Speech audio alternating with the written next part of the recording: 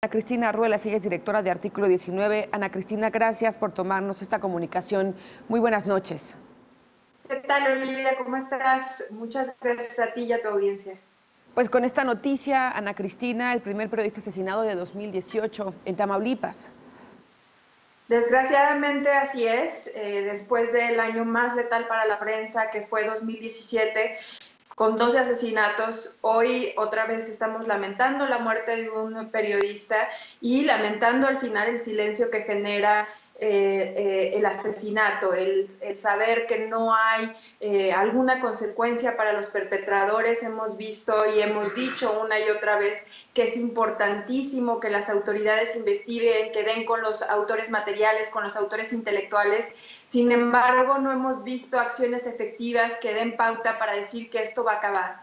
Desgraciadamente, el asesinato de Carlos Domínguez termina con puntos suspensivos porque sabemos que muy probablemente vuelva a ocurrir un asesinato a un periodista, dado el contexto tan grave de impunidad que existe en el país.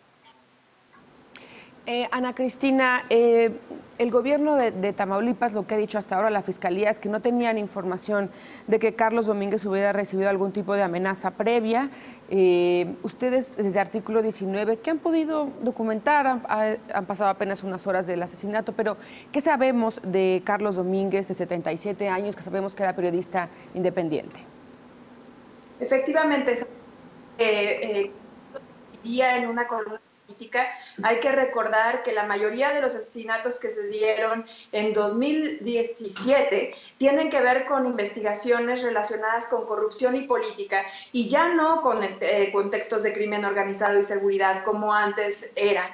Es importante recordar que este tema que él tocaba constantemente a través de su columna sí era uno de los temas que se consideran de mayor riesgo para las y los periodistas, y en ese sentido también es importante tomar en cuenta que si bien puede ser que él no haya dado cuenta de amenazas anteriores, tanto al mecanismo de protección como a cualquier otra autoridad o amigos o colegas, la situación de violencia generalizada contra las y los periodistas en el país, y más que nada en zonas como Tamaulipas, hace muchas veces que las y los periodistas normalicen la situación y entonces se empiece a realmente silenciar la amenaza. Esto es lo que es muy preocupante. De hecho, tras el asesinato de Javier Valdez, vimos cómo muchísimos periodistas que en algún momento no habían denunciado alguna amenaza, vinieron y dijeron: efectivamente fui amenazado,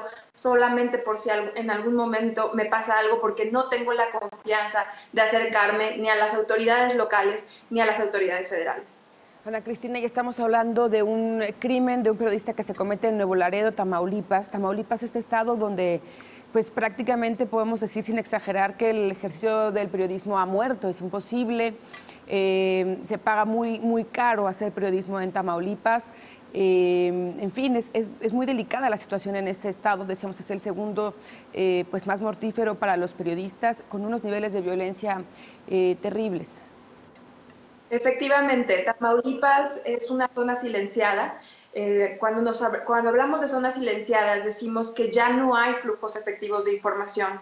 Realmente la situación en Tamaulipas es una censura casi total que inhibe la posibilidad de que la sociedad se informe y reciba pues información contraria a la que los diferentes focos de poder quieren otorgarle a la sociedad.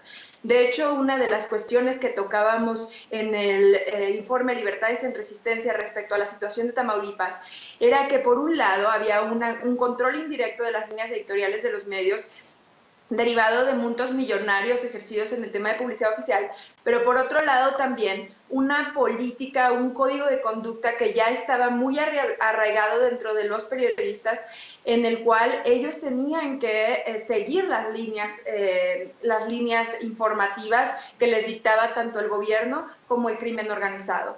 Desgraciadamente, los periodistas en Tamaulipas han optado por mantener un bajo perfil para no ser agredidos.